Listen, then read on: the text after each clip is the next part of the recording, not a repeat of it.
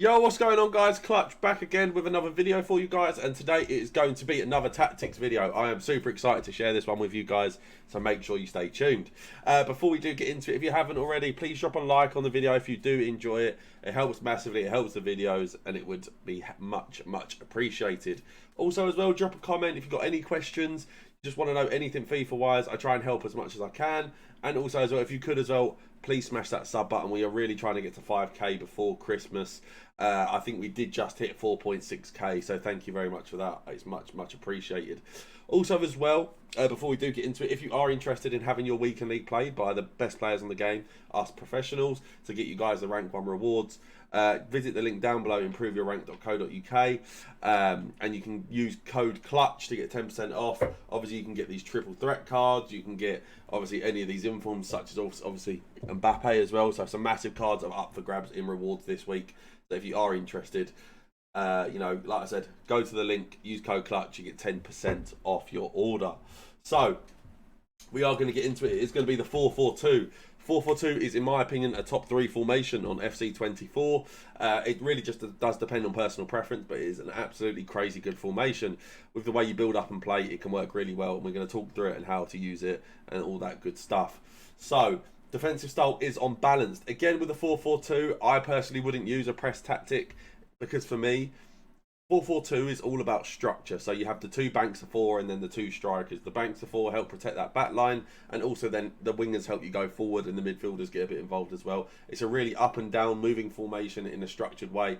So for me, using a press tactic where players kind of run around like headless chickens, trying to win the ball back as soon as possible, really just doesn't suit the vibe of this formation. Now the width is on 45 for the fullbacks. I've spoken about this so many times. For me, 45 width this year is absolutely perfect.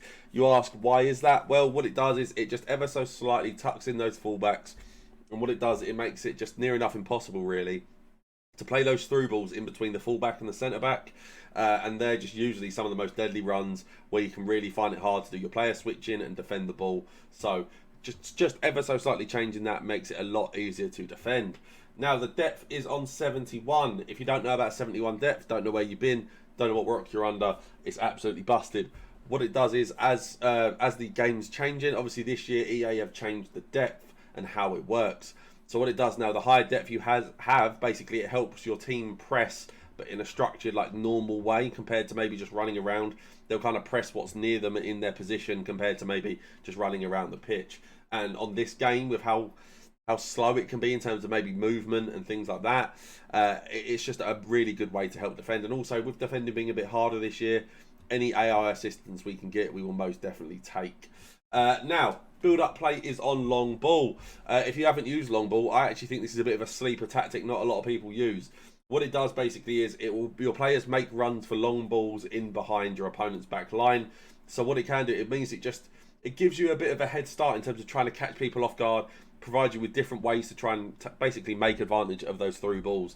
We all know how good they are, and just trying to basically get them involved as much as possible is the best way to score goals this year. And having long ball just kind of adds and facilitates to that style of play. Now our chance creation is on direct passing. For me, this is like a must-have with the 4-4-2.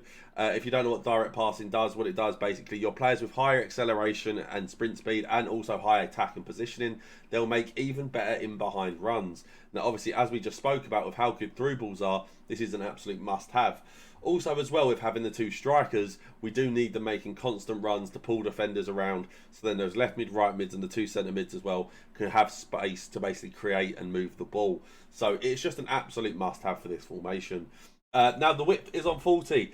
For me personally, I like to have my wingers narrower. Now you ask me why, it's because I want them to get a little bit more involved in the attack. I find out wide they can get quite isolated, and it can be quite hard to build up play. Obviously there are positives to having them wider in terms of, you know, stretching your opponent's back line, trying to create spaces. But also for me, I just find if those wingers are a little bit narrower, it just means you can move the ball so much better, so much quicker, and you can they'll get a lot more involved in the attacks as well. I find if they're out wide, a lot of the time maybe they'll creep at the back post. It's very rare they're in any central positions to help score goals. Now the players in the box is on 6 again. Mainly due to the fact that we're not trying to commit too many bodies forward.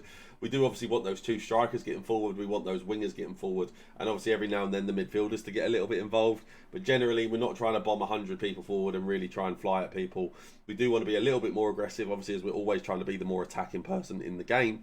But we aren't trying to commit everyone forward. Now, the corners and free kicks are both on 2. This is mainly down to obviously trying to defend the counter-attack. But also as well with corners, there's a really nice set-piece tactic you can use to swing it round to the back post. With 2 corners, they make a certain run. It's absolutely busted. Do you want to have an amazing team like this? Well, head over to iggm.com to get the cheapest and most reliable coins on FC24 and use code CLUTCH at checkout for 5% off. Now guys, we are going to get into the instructions. So this is how I have the team laid out. You can swap Kvaratskhelia and Messi around. It was just for me, I was trying to make the most of Messi's finesse shots. But usually I would probably have Messi on the left, but it really is up to you. And this, yeah, so like I said, just having 2 general box-to-box good centre midfielders who can also attack as well is definitely the way to go. And having that with Marquisio and Bruno Guimaraes is an absolute plus. So, we do have both of our strikers on stay central, getting behind. Now, this is mainly to just basically get the most of what we spoke about in the tactics. Obviously, with those in-behind runs and doing them in those central areas. Obviously, having them just flying at our centre-backs means that it's... their centre-backs, sorry, means that it's just going to open up so much space in the centre of the pitch for the midfielders. And obviously, our wingers cutting in as well. And obviously, our fullbacks might get a bit involved as well, but you'll see that a bit later on in the instructions. So... our left centre mid is on stay back while attacking, cover centre, get into the box across. Now, he is on stay back while attacking because I don't want him bombing forward all the time. Obviously, I do want him getting a bit involved, which is why I do have him on getting to the box across. So if we are doing any back post crosses or maybe looking for a cutback, he'll make an edge of the box run. But I don't want him absolutely bombing forward. I want him to help protect that back line because, like I said, we're trying to defend in 2 banks of 4 and really trying to be defensively sound. And also, like I said, I do have them on cover centre as well because we do have the 2 wide options with the left mid, right mids and the left back, right backs. We don't need any more defensive cover in the wide areas. Now, again, a very similar instruction for the right centre mid, but instead I do just have him on stay on the edge of the box to cross. Now, this guy will generally be your more defensive box-to-box midfielder out of the 2, and he'll basically get a little bit less involved in the attacks. He's going to be your one that you want him to just sit back and help defend and move the ball around. We don't want him doing anything too crazy and just really trying to be a defensive rock for our back line. Now, we do have our left mid on come back on defence, cut inside, get into the box, to the box across and get in behind. He is on come back on defence to help defend, but also don't worry, when we are still going forward, he will still absolutely bomb forward. All it does is it just helps you defend when you are going back. That is all it is. It doesn't stop him from going forward. Now, obviously, we do have him on cut inside because, like I spoke about, obviously we do just want him making those narrower runs and getting a bit more involved in those central areas. So having him on cut inside as well as the low width really does mean he gets into those pockets. And then, obviously, on supported runs, we do have him on getting behind. Now, this is obviously what we were speaking about with direct passing and speaking about with long ball. Just having players running at our opponent's back line and trying to make those runs can really open up and create that space. So having your wingers on getting behind is definitely a must-have as well. And then we do have them as well on getting to the box across. Now, this is mainly due to the fact of the back post crosses and the cutbacks. We want as many bodies available as possible, really try and overload our opponents, and it just means that they can't defend every option. And now we will go to the right back, right mid, and it is actually the same instructions. We don't change anything up here either. It really is just about doing exactly what I just spoke about with the left mid, just trying to make sure they're narrow, getting in behind, and being as basically as involved as we can, but then also defensively getting back and helping out. We do have both of our centre-backs on default instructions. We do have as well both of our full-backs on stay back while attacking overlap. Now, they are on stay back while attacking because I don't actually want them to go forward.